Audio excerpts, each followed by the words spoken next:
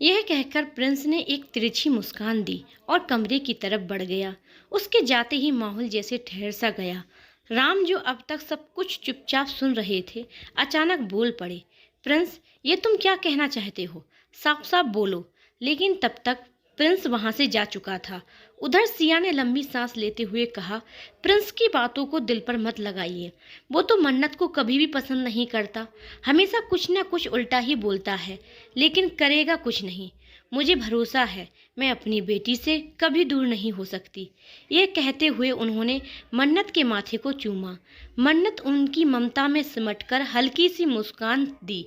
फिर सिया ने कहा, जाओ बेटा, थोड़ा आराम कर लो, मैं डिनर भिजवाती हूँ। मन्नत ने धीरे से मुस्कुराकर कहा, नहीं मॉम, इसकी जरूरत नहीं है। मेरा पेट पहले से ही भरा हुआ है, अब बस नींद चाहिए। और वह मुड़ने ही वाली थी कि राम की आवाज़ गूंज उठी, रुको मन्नत। मन्नत के कदम वहीं रुक गए। उसकी रफ्तार जैसे किसी अदृश्य डर से थाम ली हो। राम अब गंभीर और थोड़े सख्त अंदाज में बोले, जब तक तुम मेरे सवालों का जवाब नहीं दोगी, तब तक तुम यहाँ से नहीं जा सकती।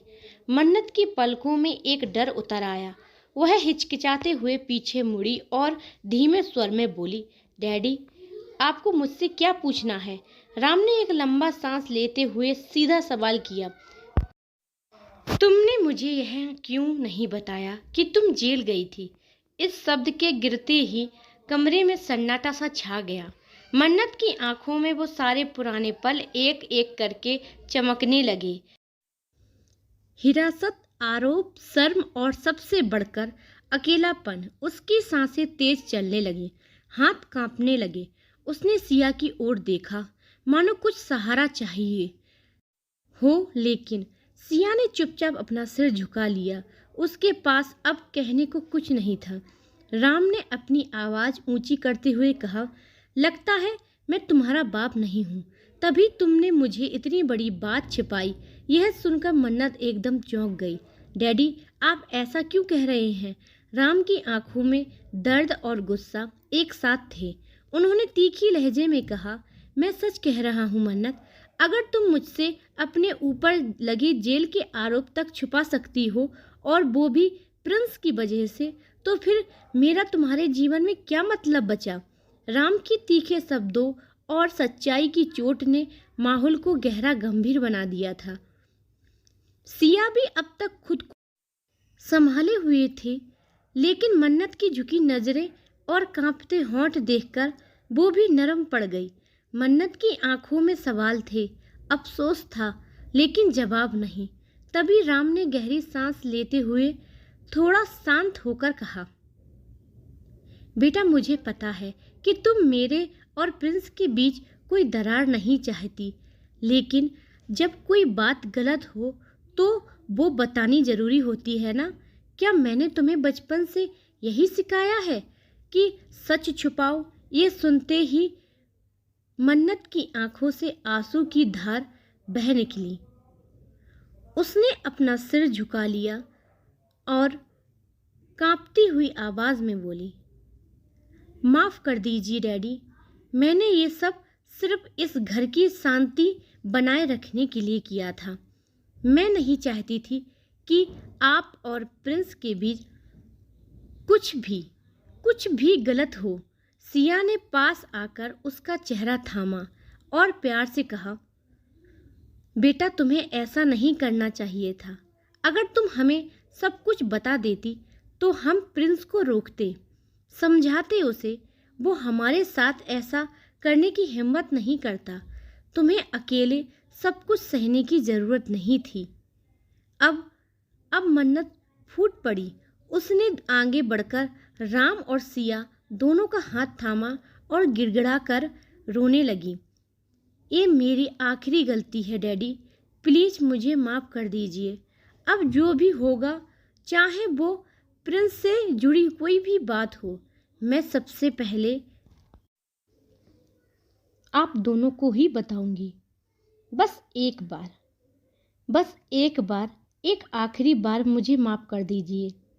कुछ पल की चुप्पी के बाद राम ने उसकी ओर देखा। गुस्सा अब आंखों से बह चुका था। उन्होंने एक गहरी सांस ली और धीमे स्वर में कहा, ठीक है बेटा, ये आखिरी बार है जब मैं तुम्हें माफ़ कर रहा हूँ, लेकिन अगली बार अगर तुमने हमसे कुछ भी छिपाया तो मैं तुम्हें माफ़ नहीं करूँगा। तुम जानती हो ना, अगर तुम्हें कुछ भी हो जाएगा तो मुझे कितनी तकलीफ़ होती है। तुम तो मेरी जान हो। अगर तुम्हें कुछ हो गया तो मेरी जान चली जाएगी। ये कहते कहते राम का गला भर आया। मन्नत दौड़कर उसके सीने से लग गई और रोते हुए बोली, प्लीज़ डैडी, ऐसा मत कहिए।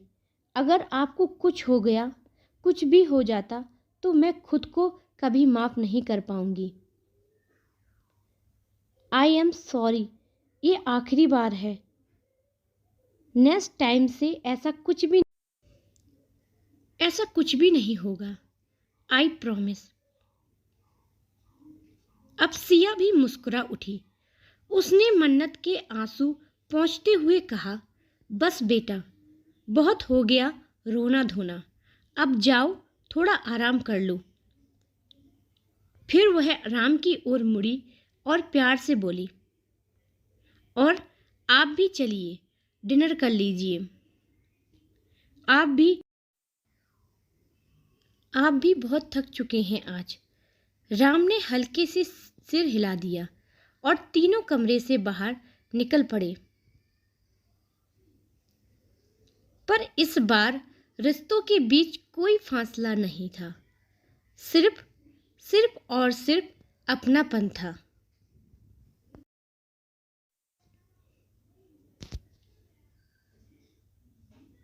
कमरे में दाखिल होते ही मन्नत ने दरवाजा बंद किया और गहरी सांस ली।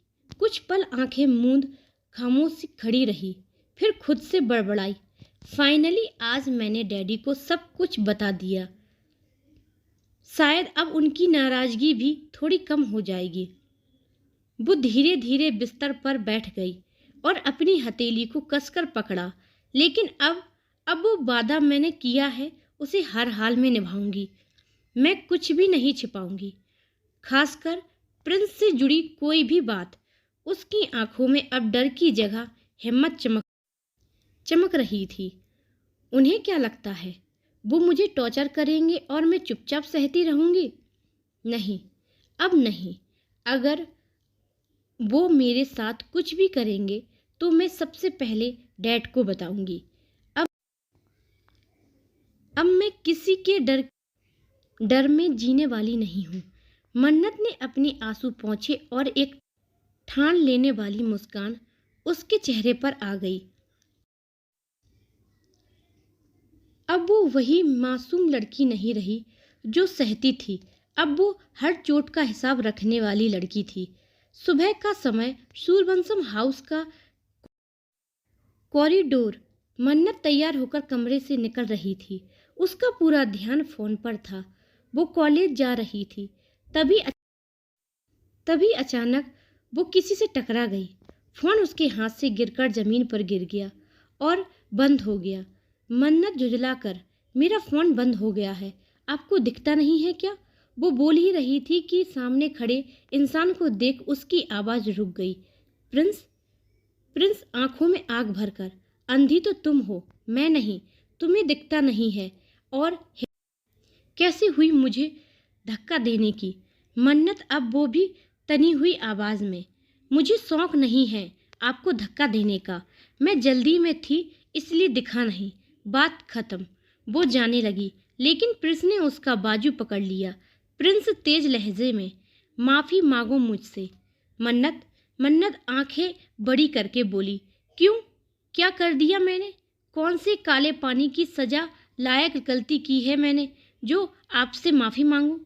प्रिंस घमंड से, तुमने सूरबंसम को धक्का दिया है, जिसे कोई छूने की हिम्मत नहीं करता, उसे तुमने धक्का मारा। अब चुपचाप माफी मांगो मन्नत हौले से मुस्कुराकर, आपको क्या लगता है मन्नत सूरबंसम इतनी आसानी से झुक जाएगी? माफी तो छोड़िए, मैं आपको घास भी नहीं डालने वाली। प्रिंस का चेहरा गुस्से से तमतमा उठा।